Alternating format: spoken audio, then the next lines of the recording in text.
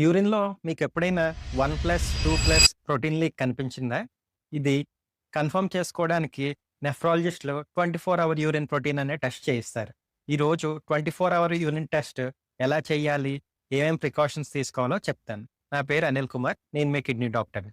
యూజువల్‌గా మనకి కొన్నిసార్లు ఇన్ఫెక్షన్ వల్ల లేదంటే ఎక్కువ సేపు నుంచోవడం వల్ల కూడా కొంత ప్రోటీన్ లీక్ అవ్వచ్చు. అలాంటి సందర్భాల్లో నిజంగా పాథలాజికల్ కాజెస్ అంటే కిడ్నీ డిసీజ్ ఉందా? లేదా? అని కన్ఫర్మ్ చేసుకోవడానికి ఈ 24 అవర్ యూరిన్ టెస్ట్ చేయమని చెప్తాం.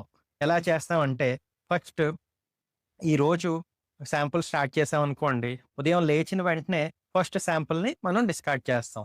ఆ టైం కూడా మనం నోట్ చేసుకుంటాం. సో, ఆ టైం నుంచి 24 అవర్స్ వరకు మనం ఎన్ని సార్లయితే యూరిన్ పోస్తామో, ఆ యూరిన్ అంతటిని ఆ బాటిల్‌లో కలెక్ట్ చేయాల్సుంటుంది. ఆ బాటిల్‌ని కూడా కొంచెం చల్లగా ఉండే ప్లేస్‌లో పెట్టొచ్చు.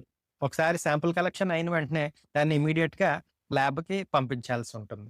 యూజువల్‌గా మన ఇంట్లో దొరికే పెప్సీ బాటిలో, థమ్స్ అప్ బాటిలో లేదంటే వేరే ఏ 2 లీటర్ వాటర్ బాటిల్‌నో దీనికి శాంపుల్ కలెక్షన్‌కి వాడకూడదు. ఈ ప్రికాషన్స్ అన్నిటిని ఫాలో అయ్యి నెక్స్ట్ టైమ్ మీ డాక్టర్ అడిగినప్పుడు ఈ 24 అవర్స్ యూరిన్ టెస్ట్ చేయించండి. దాంట్లో నిజంగా ప్రోటీన్ లీక్ ఉందా లేదా అనేది కన్ఫర్మ్ చేసుకోండి.